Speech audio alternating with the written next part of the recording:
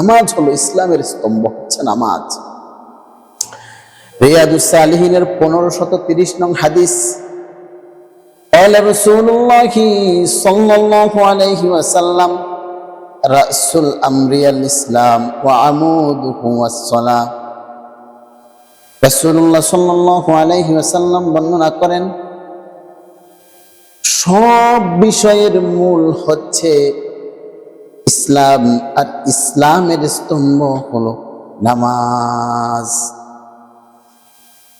একজন সাহাবী রাসূলুল্লাহ সাল্লাল্লাহু আলাইহি ওয়াসাল্লামকে জিজ্ঞেস করলেন, দুনিয়ার জমিনের মধ্যে আল্লাহর কাছে সবচাইতে কোন আমল প্রিয়?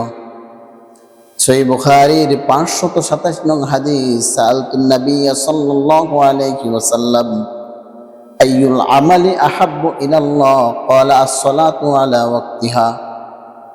একজন সাহাবী জিজ্ঞেস করলেন, ইয়া রাসূলুল্লাহ, দুনিয়ার জমিনের মধ্যে কোন আমলটা সবচাইতে আল্লাহ পাকের কাছে প্রিয়? রাসূলুল্লাহ সাল্লাল্লাহু আলাইহি ওয়াসাল্লাম বর্ণনা করেন, আস-সালাতু আলা ওয়াক্তিহা, সময় মতো নামাজ আদায় করা। দুনিয়ার জমিনের মধ্যে দুইটা পরিচয় চলে, এক হলো কাফের, আরেক হলো মুমিন। রাসূলুল্লাহ সাল্লাল্লাহু আলাইহি ওয়াসাল্লাম বর্ণনা করেন, সহিহ মুসলিমের 82 নম্বর বর্ণনা, ক্বালা রাসূলুল্লাহি সাল্লাল্লাহু আলাইহি ওয়াসাল্লাম, বাইনাল আবদি ওয়া বাইনাল কুফরি তারকুস সালাহ। রাসূলুল্লাহ সাল্লাল্লাহু আলাইহি ওয়াসাল্লাম বর্ণনা করেছেন, কাফের আর মুমিন বান্দার মধ্যে পার্থক্যকারী হলো নামাজ। সাহাবায়ে কেরামগণ নামাজ ছাড়াকে কুফরি মনে করতেন।